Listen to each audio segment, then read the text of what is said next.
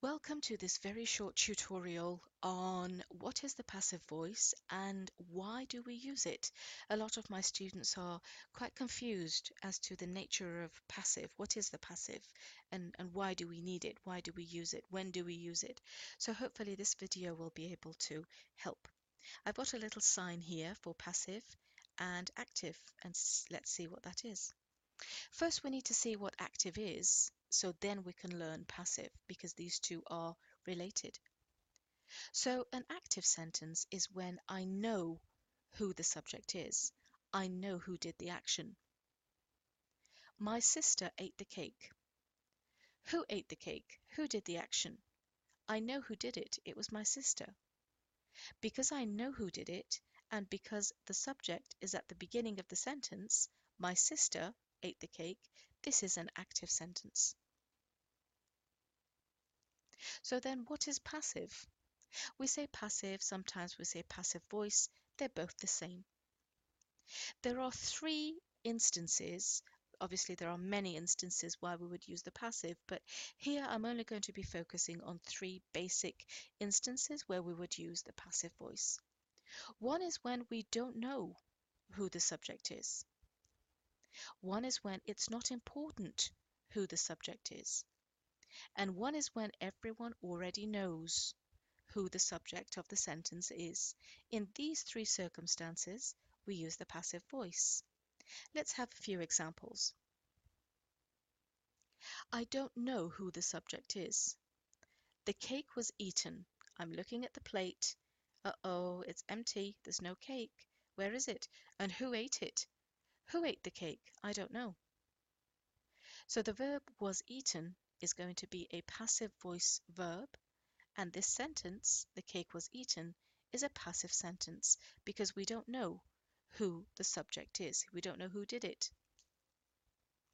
Sometimes it's not important who the subject is. It doesn't matter who did it. The children are given lunch every day. I'm looking at the picture. There are some happy faces. Everybody's eating their lunch. They're happy. Very good. Who gives the children's lunch? We don't know. And to be honest, it's not important. The children are happy. They are not hungry. So it doesn't matter who gave the children their lunch. It's important that they're eating their lunch right now. So the children are given lunch every day. Are given is a passive voice verb, and this is a passive sentence because we don't know and it's not important who the subject is. Sometimes everybody already knows who the subject of the sentence is. The drunk driver was arrested last night. I've got the verb arrested. Now, who usually arrests people? It's not the doctor. It's not the dentist. I hope my florist who sells flowers doesn't go arresting people. No, the person who usually arrests is going to be the police. Police, that's their job to go and arrest. Now, because everybody already knows that it's the police's job to arrest, we do not need to write it in the sentence. We all know the police arrest drunk drivers. So we say the drunk driver was arrested last night. Was arrested is passive voice verb, and this is a passive sentence. Okay. Now, why do we use passive voice? We know when we use it. Now, why do we use it? One of the reasons, one of the many reasons why we use passive is in our formal writing.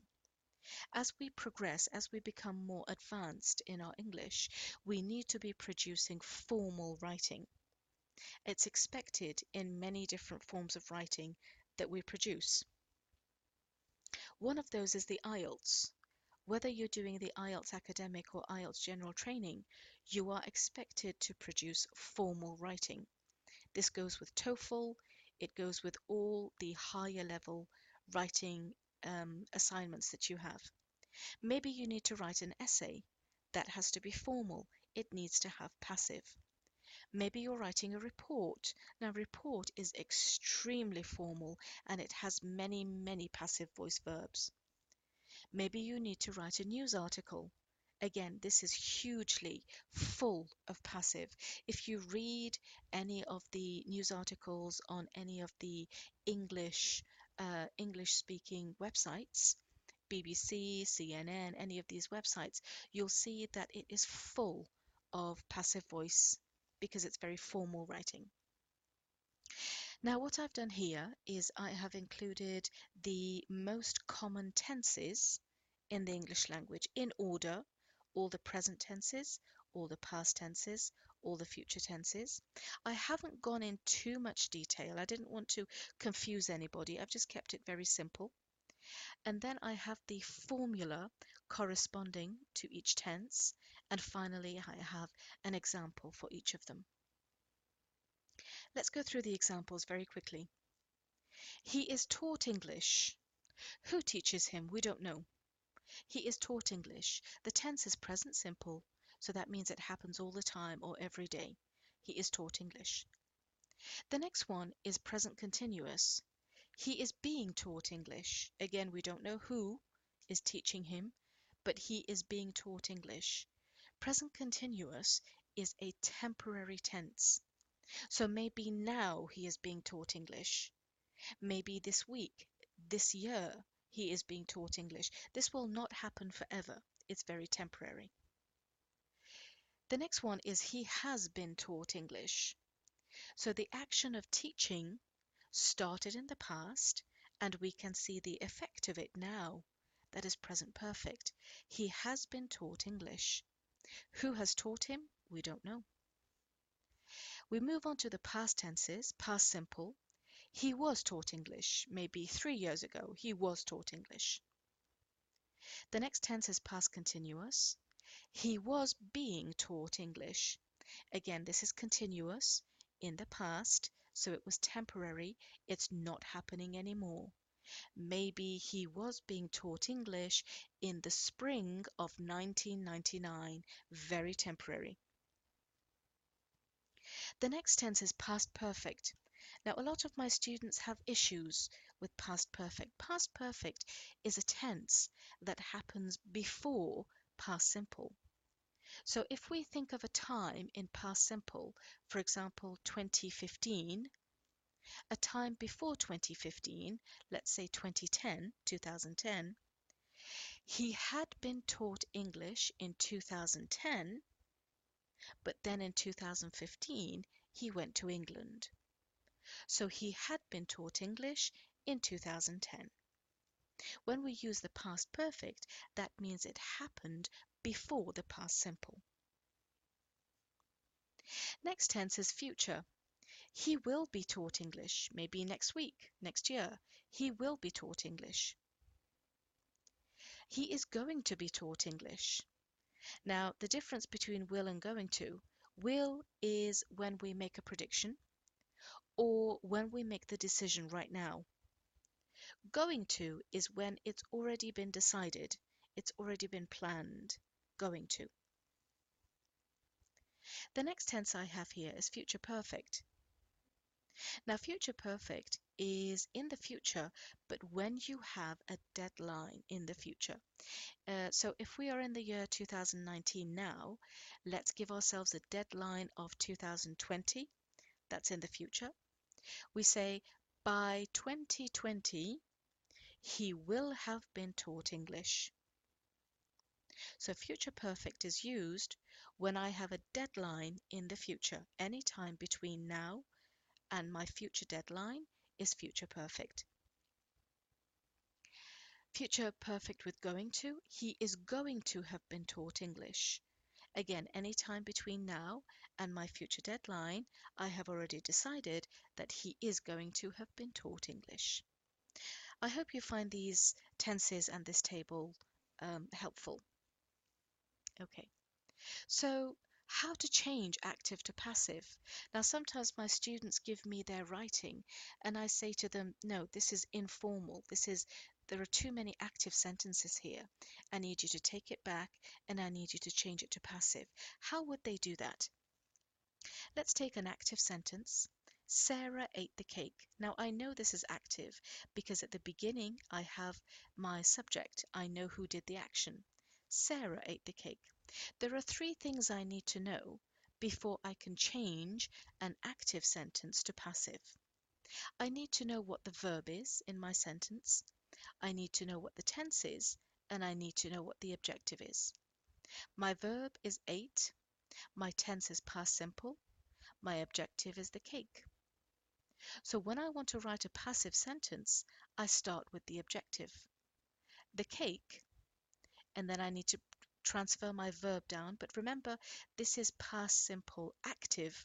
I need to change it to past simple passive. And if I go back to my table, this is the formula. The cake was eaten. I'm looking at the plate. There's no cake. It was eaten. Now, you can add the person who ate the cake at the end of the sentence.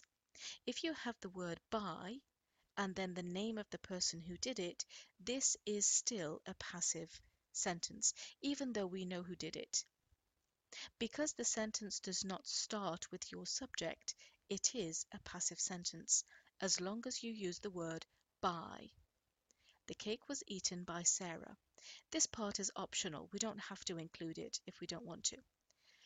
Okay, this is another example of changing active to passive. The students will have visited Washington by next spring. Now, I have a subject at the beginning of the sentence, so I know this is an active sentence. The students will have visited. This is future perfect. Washington, which is my objective. By next spring, I have the word by and I have my future deadline. To change active to passive, again, I need to know three things. What's my verb? What's the tense? What's the objective? My verb will have visited. What tense is it? Future perfect. What's my objective? Washington. So let's make it passive. I start with my objective, Washington. I change my verb to make sure that it's passive, looking back at the table that I had. Will have been visited. And then if I want to, I can include who is going to visit by the students next spring. Or you can have next spring by the students. That's up to you in which order you want to write it. Or you don't even need to include by the students. You can just say next spring, Washington will have been visited. Okay. This was a very short, very simplified video of active and changing it to passive. I hope you found it interesting and useful. I am English for All on Instagram, English for All. Do post and share any comments that you may have about this video, and I will definitely try to get back to you. Thank you very much for watching.